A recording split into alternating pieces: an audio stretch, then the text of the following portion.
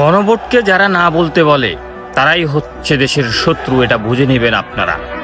গণভোটে যদি আপনি না ভোট দেন তাহলে এরা আপনাদেরকে আবারও গোলামি খাটাবে, মনে রাখিয়েন গত 54 বছরের কথা। গণভোটকে যদি দেন না ভোট, যুগের পর যুগ এরা মন্ত্রিত্ব, প্রধানমন্ত্রিত্ব থাকতে পারবে, দেশের মানুষের থাকবে না হুঁশ।